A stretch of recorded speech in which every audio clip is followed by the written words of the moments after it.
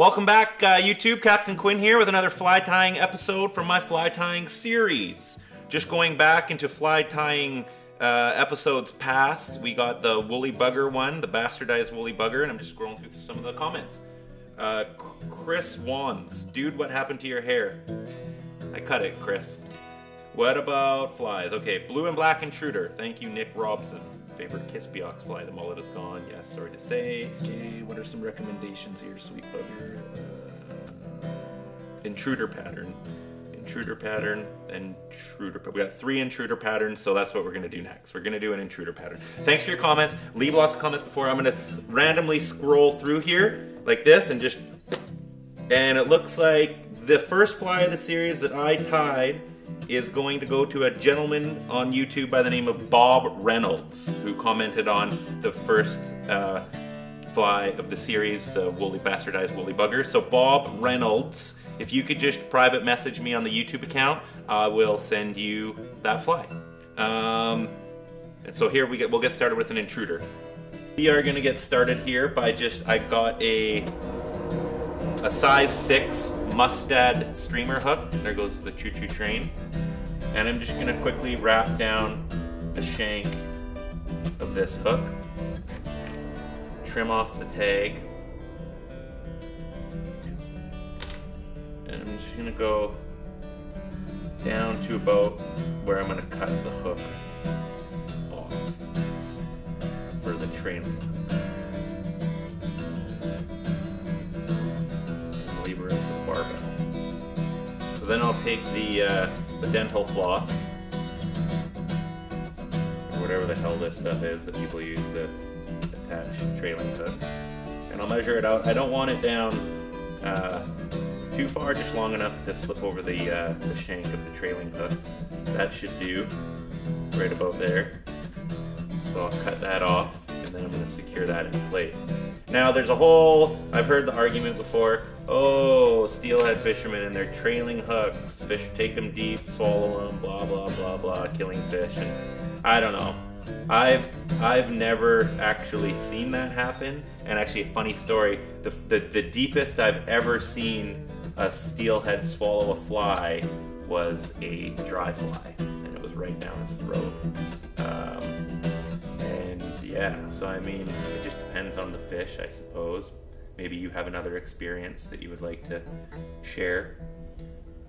Go ahead. So I'm just gonna secure this around the shank of the hook.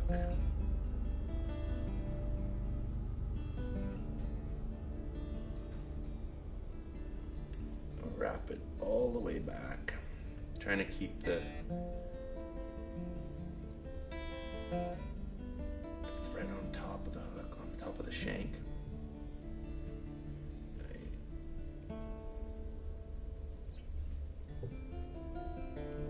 Get to the back, come back up. And then I don't like going through the eye of the hook. I just like doubling back on itself, and in order to prevent the floss. And you don't really need to be, this is a kind of just a big nasty fly, the intruder, so you don't really need to pay attention to too many of the finer details. You just want it to swim nice and look big and intrusive. Maybe that's why they call it the intruder. Ew. And I'm gonna wrap this just kind of cross and over the shank, just to prevent the trailing hook from slipping. And then I'll just really give her.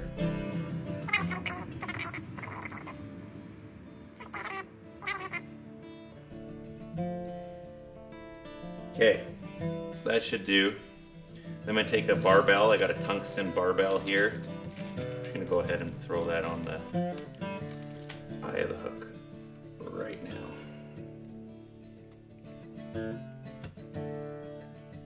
Figure eights work just fine.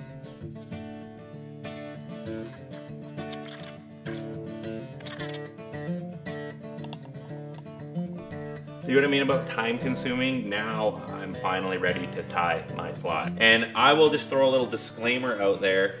I've seen fish, steelhead, swim out of the way of massive intruder flies. They're a pain in the ass to cast.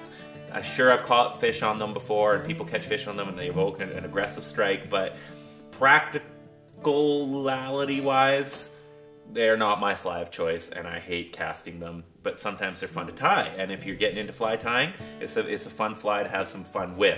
And that's exactly what we're gonna do. We're just gonna have some fun with it. We're gonna pick some colors, pull them out of our ass. What do we have here? We got some orange dubbing, orange and yellow electric dubbing, plucked straight from the pubic hairs.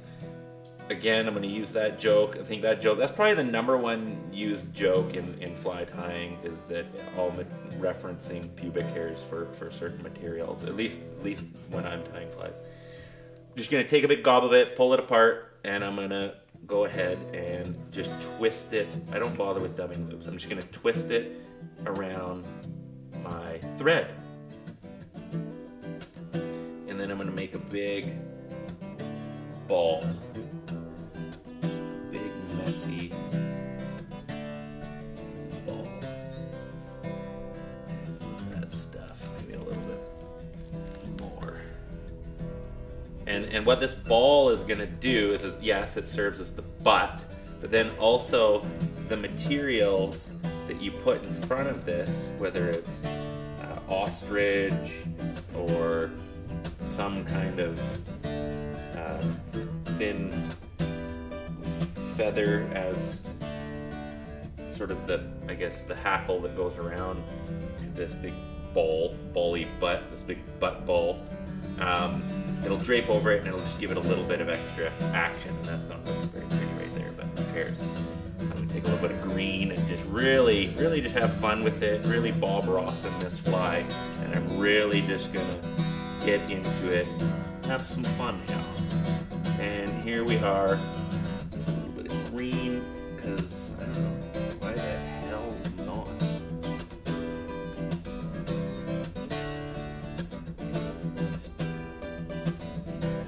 Play with it until you're happy with it. Tie this fly for yourself. Trust me, the fish aren't going to give a shit how much time you spend tying this fly, or even what it looks like. They'll probably be scared and they'll probably swim away from it. But maybe you'll get a big honking angry bastard who has a good look and has a little chomp at her. What do we got lying around here? We got some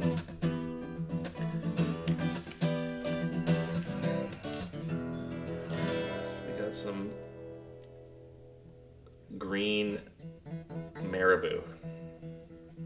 And we're just gonna go for it. We're gonna wrap that baby around there.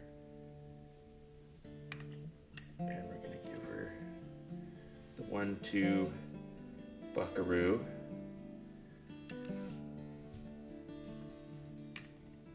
And secure it into place.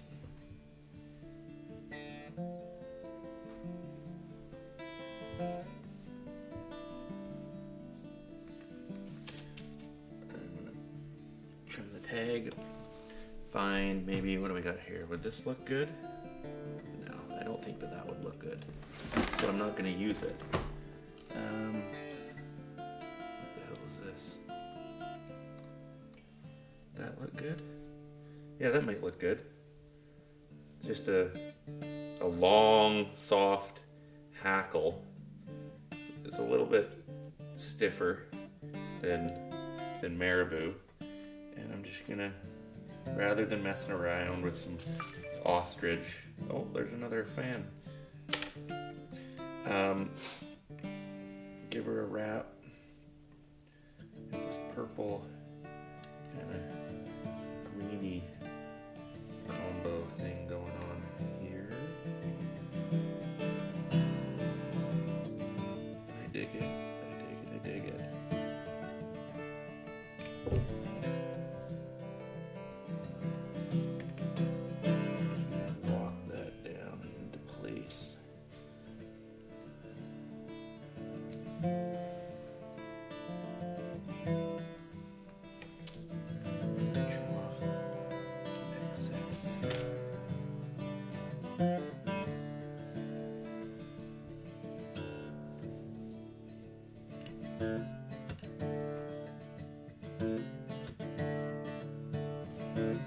There we go. Now we're ready for the body.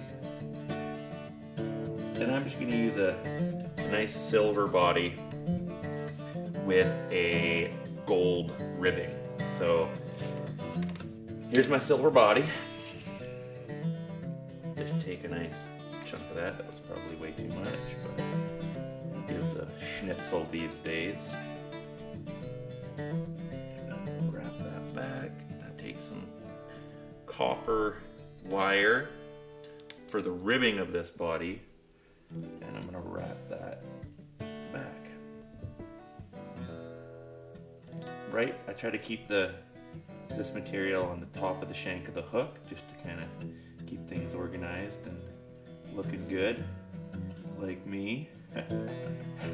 Back up the shank of the hook all the way to where I've secured the barbell, and I'm starting this fly with the trailing hook material already secured around the shank of the hook and the barbell. If you don't know how to do that, well, I mean, it's pretty self-explanatory. You just wrap it around, and so we're just gonna wrap this all the way up to the head of the hook, secure it in place, like so. I'd like to get Bob Ross on the show. What do you guys think? It'd be fun to get him out here. Maybe I could paint a picture with him, and then he could tie a fly with me, and that would be fun. It would be interesting to maybe use some of his afro as material. And what do you guys think? Would that be something you'd be into, or comment below? Don't tell me now. I can't hear you. Here we go with the ribbing. I like to just kind of keep it nice and uniform. Bob, if you're watching this, Bob Ross, that is, which you probably are, because you're a huge fan of mine. You're welcome to come on the show. Just send me a private message. We'll make arrangements.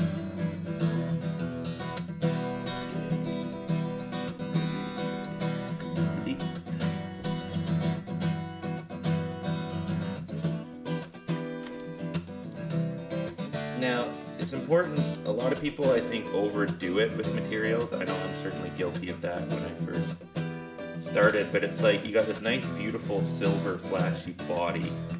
Why would you go ahead and gob on just excess material and just cover up all this natural beauty here? You know, it's like if you see a beautiful woman at the beach and she's wearing a trench coat, it's like, just put your bikini on. Why cover up that beautiful material? Now what we can do, so this is where things, you know, can get a little bit fancy, a little bit funky. We can start adding this rhea. Before I do that though, I'm going to pick a color that I think is awesome. I'm going to use purple? No. Maybe some more of this red dubbing. Red, orange, green, electric dubbing. I'm just going to make a big wad of it here.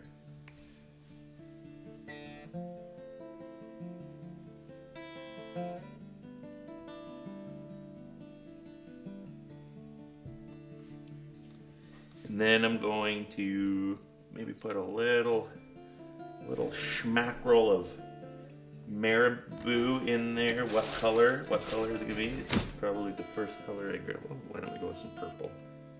Purple. Purple nurple. Remember those? Purple nurple. Okay.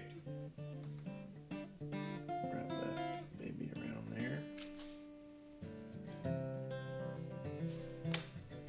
There were 1, 2. Rarely do you need to go more than 2 or 3 wraps. That's just getting crazy. Excessive.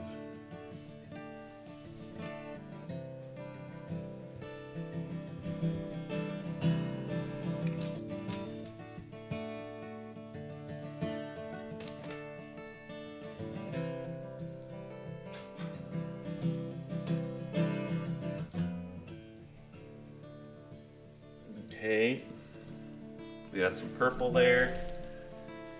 And then just one little wrap of chartreuse. Because that's our color combo here that we're working with, purple and chartreuse. Purple and chartreuse from a purple and chartreuse goose.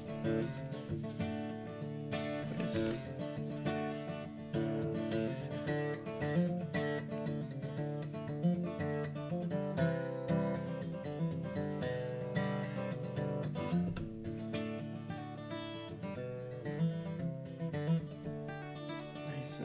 Just keep things nice and sparse as you can.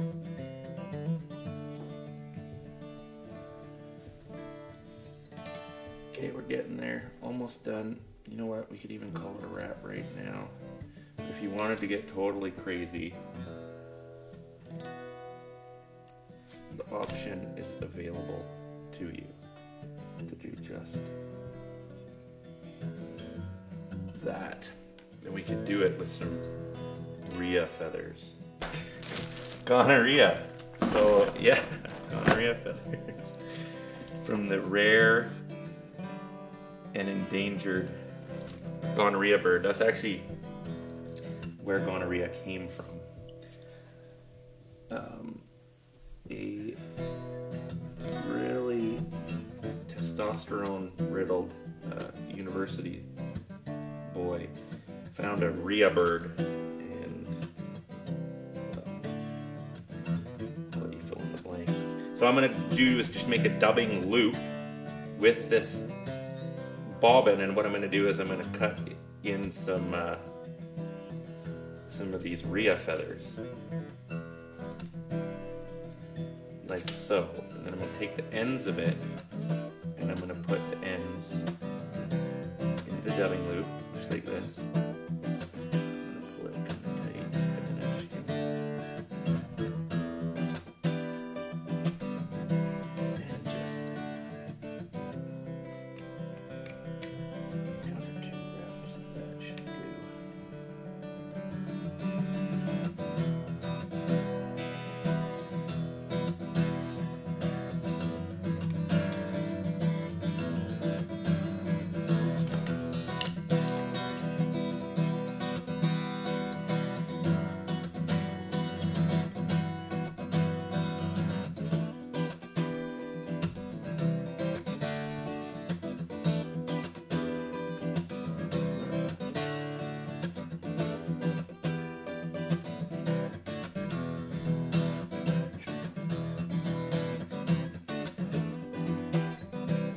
There, just get rid of them, neaten it up a little bit, and there you go. There's some kind of weird intruder looking thing.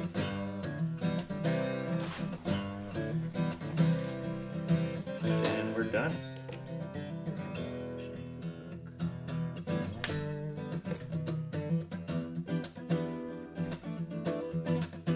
By no means my favorite fly I've ever tied, but it's a variation of an intruder. You can go longer with the shank to give it more of that body. I like smaller flies.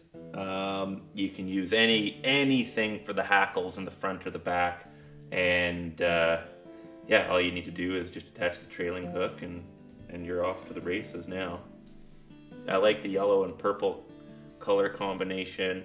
The most important thing is just have fun with it and make something that you feel confident in putting in front of a fish's mouth. So my confidence level in this is about 6 out of 10. But yeah, thanks for watching. Just subscribe to the channel, comment below on what you want to see me bastardize next in terms of a fly. Okay.